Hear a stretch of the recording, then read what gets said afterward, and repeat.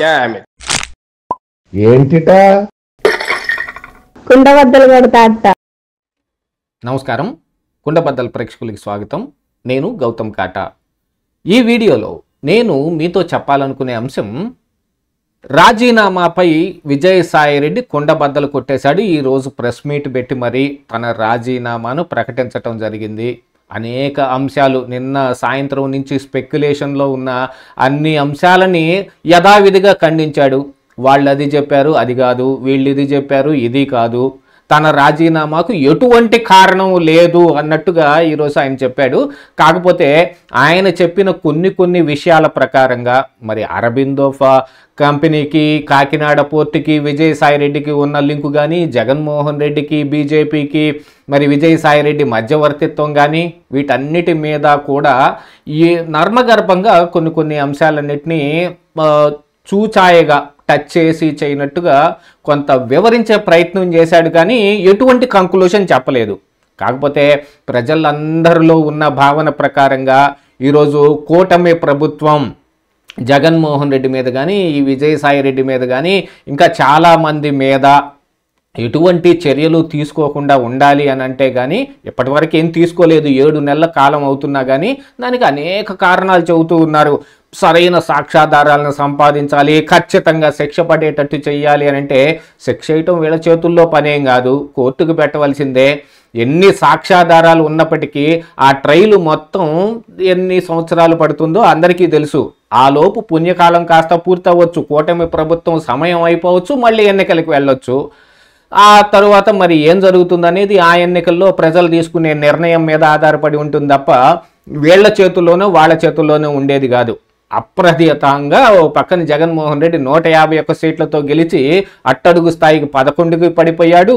23 స్థానాలకే పరిమితం అయిపోయింది. ఇక తెలుగుదేశం లేవదు అని అనుకున్న సమయంలో కూటమి కట్టొచ్చి మరి 164 సీట్లకి ఎగబాకటం జరిగింది. ఉచ్చ స్థాయిని చూశారు, నీచ స్థాయిని చూశారు. ఇది 2 పార్టీలకి జరిగింది, అటు టీడీపీ పార్టీకి, ఇటు వైసీపీ పార్టీకి.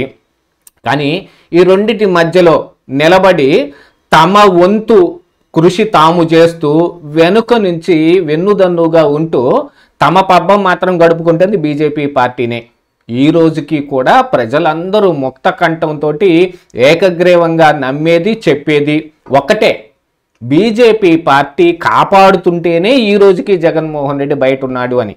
గత 5 సంవత్సరాల్లో వైఎస్ఆర్ కాంగ్రెస్ పార్టీ అధికారంలో ఉన్నప్పుడు జగన్మోహన్ రెడ్డి ఏం చేశాడు, విజయసాయిరెడ్డి ఏం చేశాడు, మిగతా వీళ్ళందరూ ఏం చేశారు అనే ఆ అంశాలు మొత్తాన్ని ఈ కూటమి రాగానే పక్కన పెట్టేసినట్టుగానే ఉంది వ్యవహారం అంతా. కాకపోతే ఏదో ఒక రోజుకి వాటన్నిటిని బయటకు తీయాల్సిన అగత్యం వీళ్ళకు కూడా ఏర్పడుతుంది కదా. ఓ పక్కన టీడీపీలో కూడా కార్యకర్తలందరూ కూడా జగన్మోహన్ రెడ్డి అరెస్ట్ ఎప్పుడు అని వేచి చూస్తుంటే మరి చంద్రబాబు నాయుడు కూడా చెప్పటం జరిగింది, జగన్మోహన్ రెడ్డిని అరెస్ట్ చేస్తే అతనికి ఒకంత సింపతి ఎక్కువగా వచ్చే అవకాశం ఉంది, ఏదైనా సరే బాగా లాక్ చేయటం తప్ప మన దగ్గర వేరే మార్గం లేదు, అసలు మా ప్రయారిటీ అరెస్టులు కాదండి, మా ప్రయారిటీ కక్ష తీర్చుకోవటం కాదండి, మా ప్రయారిటీ కేవలం ఆంధ్రప్రదేశ్ రాష్ట్రం అభివృద్ధే అనే విషయాన్ని కూడా ఆయన కూడా కుండబద్దలు కొట్టి మరీ చెప్పాడు. కానీ ఇప్పుడు ఈ డ్రామా ఎందుకు నడుస్తుంది? ఊరకరారు మహానుభావులు అన్నట్టు విజయసాయిరెడ్డి ఒక నిర్ణయం తీసుకున్నాడంటే దాని మీద కూలంకషంగా ఎన్నో రకాల ఎక్సర్సైజులు చేసి బోలెడంత మదించిన తరువాతనే కదా ఒక డెసిషన్ తీసుకునేది ఎవరైనా. అందున వీళ్ళలాంటి వాళ్ళు విజయసాయిరెడ్డి లాంటి కానీ అయోధ్య రామిరెడ్డి కూడా ఇప్పుడు ఏదో రాజీనామా చేయబోతూ ఉన్నాడు. ఈ వెనకెడత పిల్లి సుభాష్ చంద్రబోస్ రాజీనామా, ఆ తర్వాత మిగతా అందరూ వరుస పెట్టి రాజ్యసభలో ఉన్న అందరూ రాజీనామా చేసేస్తారు. ముందు 3 చేస్తే ఒక బీజేపీ ఎంపీ అయ్యాడు, 2 టీడీపీ ఎంపీలు అయ్యారు.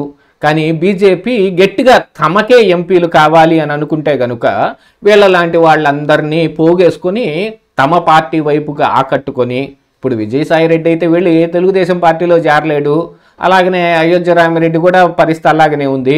మరి పిల్లి సుభాష్ చంద్రబోస్ అయితే అటు ఇటుగా ఏదైనా కొన్ని అవకాశాలు ఉన్నాయేమో. కాకపోతే విజయసాయిరెడ్డి కూడా ఈ రాజీనామాకు ముందు బీజేపీ నాయకులతోటి ఎస్పెషల్లీ భేటీ అయ్యాడు అనే వార్త ఇప్పుడు ఢిల్లీలో గుప్పుమంటోంది. వాళ్ళతోటి మాట్లాడుకున్న తరువాతనే ఆయన రాజీనామా జరుగుతోంది అనేది కూడా ఢిల్లీ వర్గాల్లో చర్చ నడుస్తోంది.